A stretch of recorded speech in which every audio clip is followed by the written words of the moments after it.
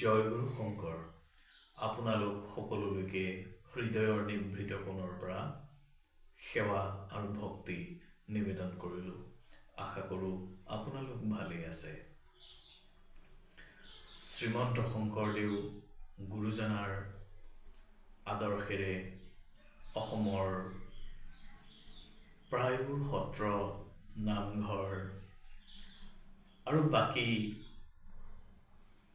শ্ৰীমন্ত শংকৰদেৱ সংঘ, একশৰণ হৰিনাম সমাজ, ভাগৱতী সমাজ, নাম ধৰ্ম সমাজ আদি বিভিন্ন সংগঠন শ্ৰীমন্ত শংকৰদেৱৰ আদৰ্শৰে চলি আছে। আমিও সত্ৰীয়া নীতি নিয়ম, আস্থা কাষ্ঠা ব্যৱস্থা আৰু সামাজিক হিচাপে চলি আছোঁ।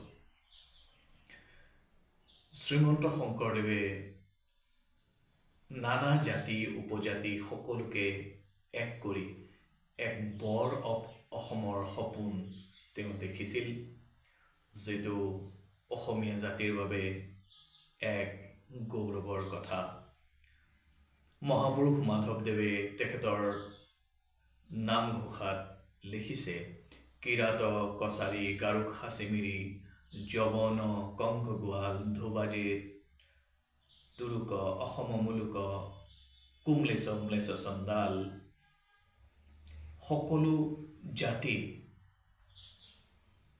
এক হৈ মহাপুৰুষৰ ছত্ৰছায়াত আধ্যাত্মিক উপাসনা আৰু ঈশ্বৰ ভক্তি কৰিব।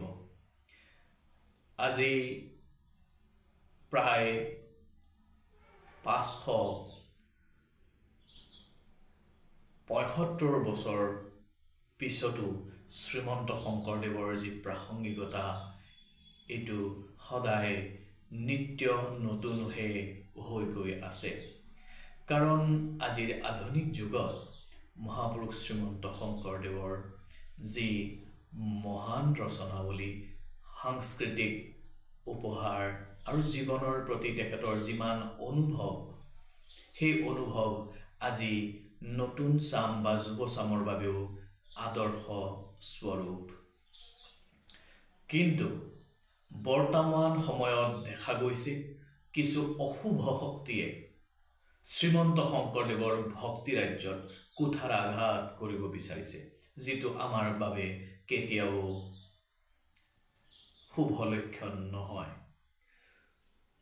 আজি বহিৰাগত কিছু অপশক্তিয়েও শ্ৰীমন্ত শংকৰদেৱৰ সৃষ্টিৰাজিৰ ওপৰত অস্ত্ৰোপচাৰ কৰিব বিচাৰি আছে, যিটো আপোনালোক সকলো অসমীয়াবাসীয়ে দেখি আছে।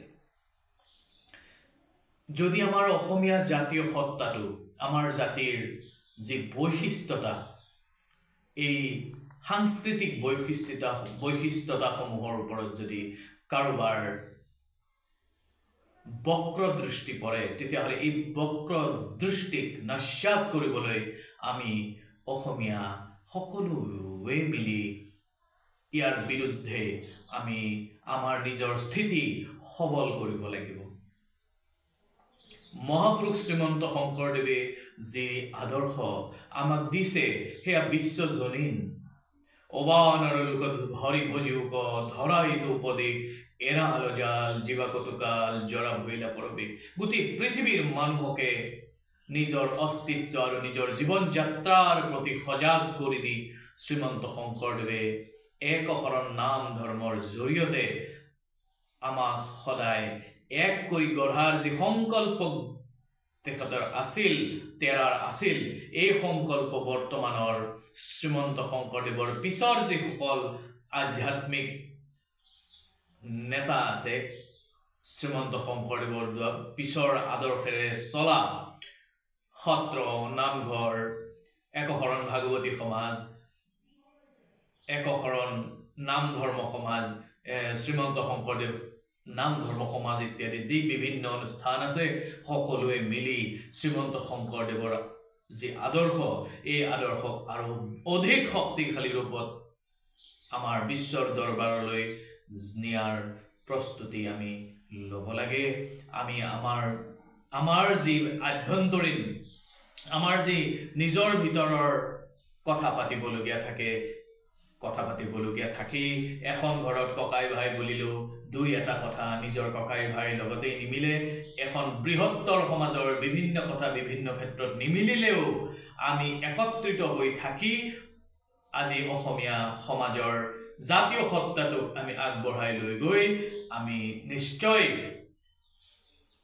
অসম আৰু অসমীয়াৰ স্বাৰ্থ ৰক্ষা কৰিব পাৰিম এইখিনি কথা কলো আপোনালোকলৈ বহু সেৱাৰে বহু প্ৰাৰ্থনাৰে আপোনালোকৰ চৰণত সেৱা জনাই এইখিনি কথা মই আপোনালোকলৈ আগবঢ়ালো বহু বহু ধন্যবাদ জয় গুৰু শংকৰ